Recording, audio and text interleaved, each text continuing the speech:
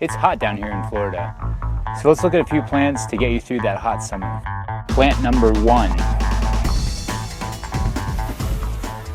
These guys right here are all sweet potatoes.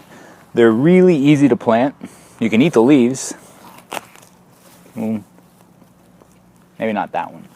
These new shoots right here are really tender and you can use it in salads and stir fries. These small tender leaves right here are all edible. Very mild flavor, tastes great. And at the end of the season, you can get yourself a whole load of sweet potatoes. They don't take any additional water. This patch is probably only about 30 feet by 30 feet. Make a really good ground cover, knock out all the grass and weeds. Plant number 2. This one right here is a Clemson spineless. It makes these really nice hibiscus flowers here. And just in a few days, it'll go from flower to full-fledged fruit like this. It's important you pick these guys right about when they're about the size of your finger, otherwise they'll get pretty woody. When they just snap off like this, they're still pretty good. I just snack on these in the garden when I come downstairs. It makes a lot of okra, so we're going to try some pickling and other things like that. It's not too slimy, but we always tend to have a lot more than we eat. Plant number 3. We had a bumper crop of Seminole Squash this year. Seminole Squash is this great vine, produces really big pumpkins, and is indigenous to our area. It's pretty nice. It grows really well on top of these wires. And then eventually, it came down the other side over here and produced over 20 pumpkins for all of us. We started some new seedlings right here in front of me.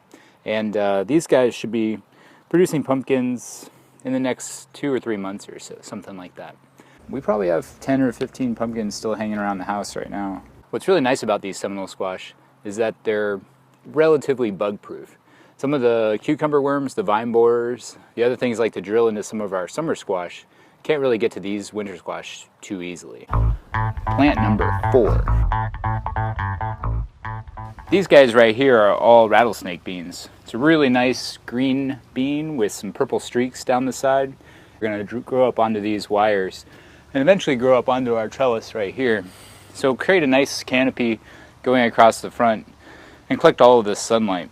Plus you can sit underneath it and just pick all the beans off as they grow. They're a really sweet bean, pole bean, awesome plant.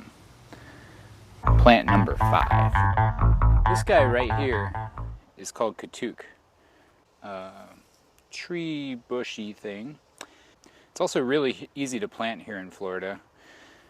Sometimes the bush itself gets a little bit too tall and will break over. You can take your cutting and then just strip some of the leaves off like this. It's really easy to harvest all these leaves and they have a really interesting nutty flavor. We put a lot of those leaves in curries and soups and things like that. In this case right here, you can just snap off some of these extra branches.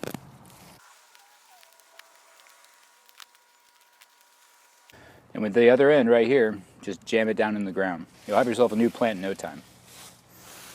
That's how I grew this one out. And now it's maybe 3 or 4 times the size. All this stuff, this is all going to go to the chickens.